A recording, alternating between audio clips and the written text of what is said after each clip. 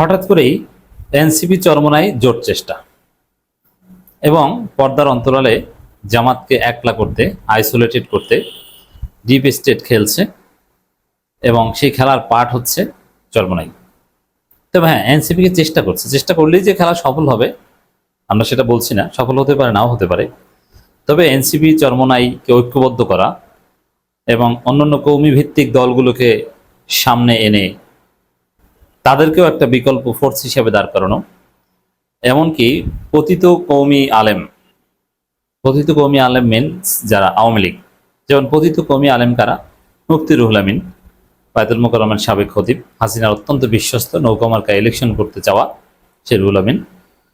পতিত কৌমি আলেম হচ্ছে ফরিদউদ্দিন মাসুদ এবং ফরিদউদ্দিন মাসুদের ছায়া যারা, এরা। ইন্টারেস্টিংলি হঠাৎ করে কওমি মাদ্রাসা শিক্ষা বোর্ডের মিটিংয়ে রুহুল আমিন নিজে উপস্থিত হয়েছেন এবং ফরিদউদ্দিন মাসুদের একদম কাছের এবং বিশ্বস্ত সহযোগী শাহবাগী মৌলবী, এরা কিন্তু সব পতিত কৌমি। এই পতিত কৌমিরা উপস্থিত হচ্ছে এবং যারা জুলাইপন্থী কৌমি তাদের সাথে মিশছে। এগুলো সব ডিপ স্টেটের খেলা, গোয়েন্দা সংস্থার খেলা। এবং চরমোনাই এনসিপির ঘনিষ্ঠ হওয়ার চেষ্টা করছে। রাজনীতি এমনই, এই এনসিপির সাথে জামাত জোট করছে এই অভিযোগে চরমোনাই জামাত জোট ছাড়ল। এখন সে এনসিপির সাথে জোট করার চেষ্টা করছে চরমোনাই। আমার ধারণা যে এটা সফল হবে না, বাট চেষ্টা হচ্ছে। এবং এই ধরনের যে চেষ্টা, জামাতকে বাদ দিয়ে এমনকি বিএনপিকেও বাদ দিয়ে এনসিপি তৃতীয় কোনো জোট করবে, এর কোনো পলিটিক্যাল সিগনিফিকেন্স নেই। তাহলে এই চেষ্টাগুলো, এগুলো কি জন্য? এগুলো সব কিছু জামাতকে একলা করতে। তবে এই ধাপে হয়তো সফল হবে না। তবে এই কথাটা আমরা অলওয়েজ বলে নিই যে এনসিপি জামাত জোট ভাঙা এটা অনিবার্য। শুধু এনসিপি জামাত জোট না, পৃথিবীতে যত রাজনৈতিক জোট আছে সব ভাঙবে। জামাত এনসিপি সম্পর্কটা কেমন হবে? এই যে একসময় বিএনপি জামাত মানে এক, কি প্রেম! এখন বিএনপি জামাত মানে একে অপরের বিরোধী দল, একে অপরের শত্রু। এরকম এখন এনসিপি জামাত, কিন্তু একদিন এনসিপি জামাত একে অপরের বিরোধী হবে। এটা পলিটিক্যাল রিয়ালিটি। কিন্তু এখন যে চেষ্টাটা চলছে এটা স্থানীয় সরকার নির্বাচনকে ঘিরে জামাতকে দুর্বল করতে এবং এনসিপি এই খেলায়, ডিভিস্টেডের এই খেলায় কিছুটা হলো পার্টিসিপেট করছে, জামাতকে চাপ দিয়ে ঢাকা উত্তর সিটি কর্পোরেশনের মেয়র পদটা জোটের পক্ষ থেকে নিতে। দক্ষিণ না, কারণ দক্ষিণে সাদিক কায়েমকে ফিক্সড এবং সাদিক কায়েমের প্রশ্নে কোনো ছাড় জামাত দিবে না, এটা এনসিপি বুঝে গেছে। এখন এনসিপি বিশেষ করে আসিফ মাহমুদ এরা কিন্তু উত্তরের দিকে নজর দিচ্ছে, কারণ সেলিমউদ্দিনকে ছাড় দেওয়া সম্ভব। সেলিমউদ্দিনকে নিয়ে এমনিতেই প্রশ্ন আছে যে তাকে প্রার্থী বানানো উচিত হচ্ছে না, কারণ তিনি পরাজিত এমপি প্রার্থী। আবার সিটি কর্পোরেশনের মেয়র পদের জন্য তিনি ওইভাবে হাইপ তৈরি করতে পারবেন না। বর্তমানে যে তারুণ্যের ঢেউ, অথবা ঢাকা উত্তর সিটি কর্পোরেশনের মতো একটা এলিট এলাকা, এই জায়গায় মেয়র পদে নির্বাচন করার জন্য যে মানের প্রার্থী হওয়া দরকার, সেলিমউদ্দিন সেটা না। এই কারণে ওটা ছাড় দিতে পারে জামাত। অতএব এখানে একটু চেষ্টা করে দেখি। কিন্তু জামাত তো ছাড় দিতে চায় না, কিন্তু কি করা যায়? এই যে চাপ দিয়ে জামাত একলা হয়ে যাবে, বিপদে পড়বে, বন্ধুহীন হয়ে পড়বে, এইসব ভয়টা দেখি কিছু নেওয়া যায় কিনা। জাস্ট এই উদ্দেশ্যে এনসিপি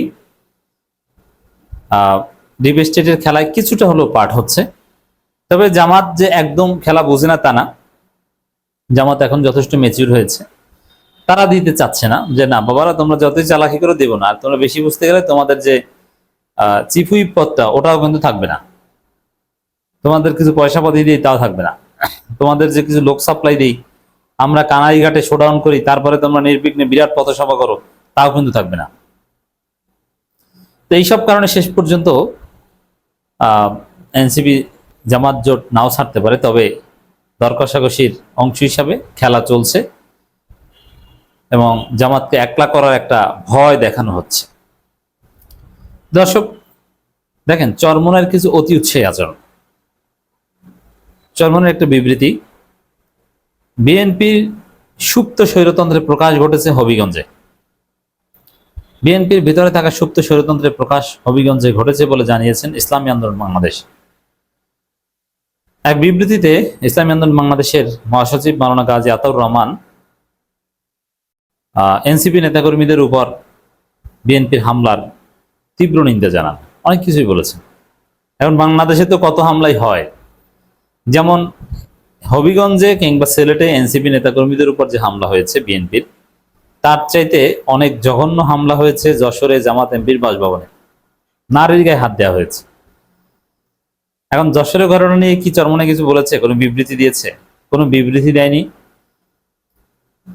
এমনকি তারা জামাতের চরমনাইয়ের কর্মীরা জামাত এমপির মানসিক ভারসাম্যহীন মেয়েকে নেশাখোর পর্যন্ত বানিয়েছে মিথ্যা অপবাদ দিয়ে, এটা প্রচার করেছে।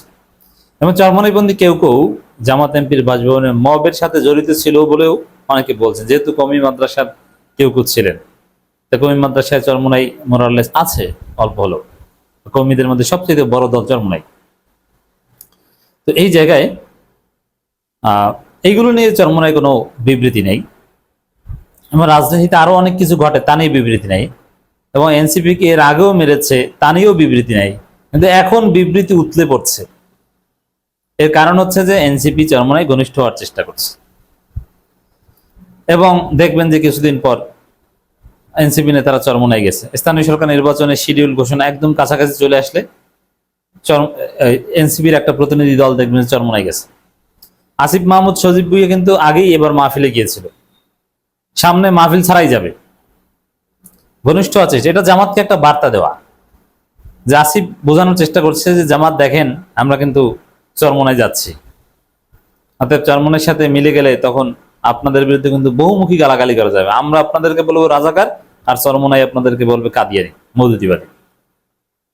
এইভাবে জামাতকে ভয় দেখানো হচ্ছে। কিন্তু মজার বিষয়, এটা তো চুনোপুটি বা ছোটখাটো বিষয়, এর চাইতে হাজার গুণ বেশি ষড়যন্ত্র উপেক্ষা করে জামাত আজকে এই অবস্থানে এসেছে।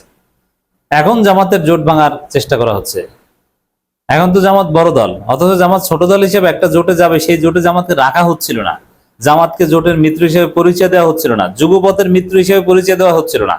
জামাত যুগপথের আন্দোলনে নেমে মার খায়, যুগপথের শরিকরা একটা টু শব্দ কেউ করে না, কোনো বিবৃতি দেয় না। এমনকি যুগপথের শরিক জামাতের পক্ষে বলা উচিত এই কথা বিএনপির এক মিত্র doctor Mostafizur Rahman Iran liaison কমিটির বৈঠকে বলার কারণে নজরুল ইসলাম খান তাকে ধমক দিয়েছিলেন, হ্যাঁ জামাতের পক্ষে বলো, জামাত মাই খায় খাক, এরকম একটা অবস্থা। তো এরকম অনেক তুচ্ছ তাচ্ছিল্য ঘাত প্রতিঘাত অতিক্রম করেই জামাত এই পর্যায়ে এসেছে। তো সেখানে এনসিপি চরমনাই এক হলে কি এমন করবে? আর যদি গোয়েন্দা সংস্থা তাদেরকে এক করতেও পারে, এতে জামাতের তেমন কিছুই হবে না। একত্রে কিছু গালি দিতে পারবেন, বাট রাজনীতিতে তেমন আহামরি ক্ষতি করতে পারবেন না। তবে আমার মনে হয় যে এই প্রজেক্টেই সফল হবে না। এনসিপির একটা অংশ জানে যে জামাতের সাথে থাকা তাদের জন্য কতটা জরুরি।